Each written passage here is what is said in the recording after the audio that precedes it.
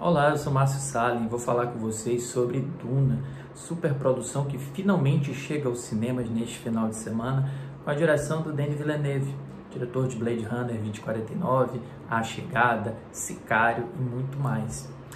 Mas olha, a adaptação do Frank Herbert, ele que adapta o primeiro livro dele, na realidade metade do primeiro livro dele, para uma pretensa trilogia de filmes, é infelizmente um filme megalomaníaco. Ele até precisa ser megalomaníaco, porque a obra do Frank Herbert, que é muito importante para a ficção científica, ela também é.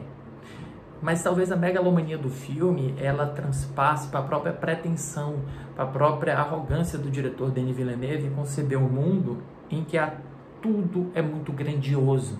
Essa grandiosidade que existe em Duna pode ser evidenciada, por exemplo, pelos planos abertos muito constantes do diretor, em que você vê uma grande nave espacial e o tamanho diminuto das pessoas, em que você tem esse contraste entre a tecnologia, que é muito chamativa, muito evocativa, e os seres humanos que são muito pequenos. E talvez isso seja talvez isso represente a tônica desse filme, porque de certa forma o Duna é um filme espetacular do ponto de vista técnico. Ele é lindíssimo de se ver, ele tem imagens muito evocativas, imagens que nos despertam, que nos tiram da nossa zona de conforto, embora algumas delas tenham sido mais ou menos utilizadas pelo diretor em filmes anteriores, sobretudo no Blade Runner. Mas, ao mesmo tempo que ele aposta nessa grandiosidade, ele também diminui o atributo humano. E com exceção de um ou outro personagem dentro da narrativa, nós não temos esse contato de humanidade com eles. Então nós não sentimos a tônica, nós não sentimos a jornada desses personagens por essa aventura épica.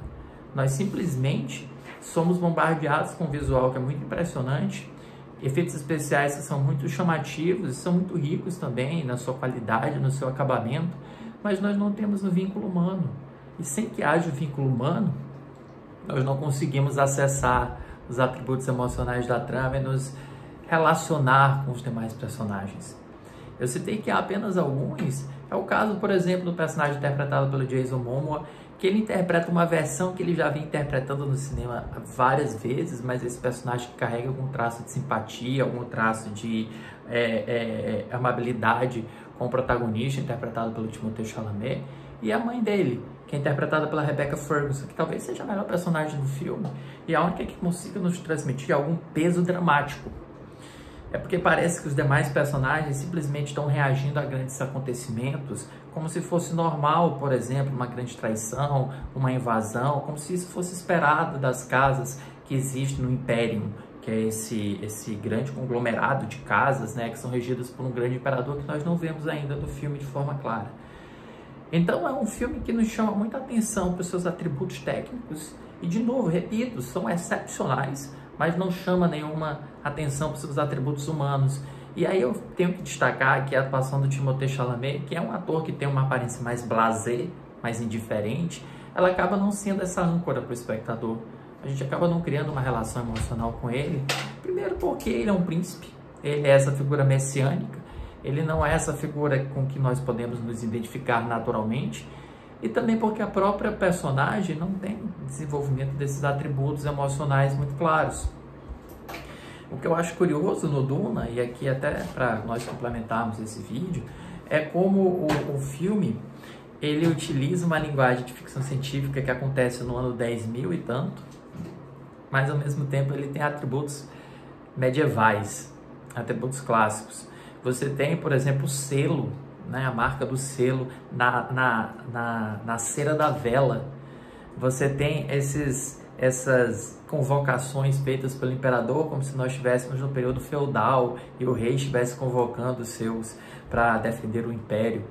Nós temos essa dimensão da colonização de um povo selvagem, de um povo exótico para aquela circunstância, e que é registrada até mesmo pela trilha sonora do Hans Zimmer, essa trilha sonora mais tribal, mais étnica. Então, acaba que se tem alguns atributos dentro de uma ficção científica que não é simplesmente no futuro próximo, é tipo 8.000 anos no futuro próximo. mas ela incorpora elementos clássicos, elementos da Idade Média, elementos do cinema de época, do cinema medieval, que nós vemos com bastante frequência.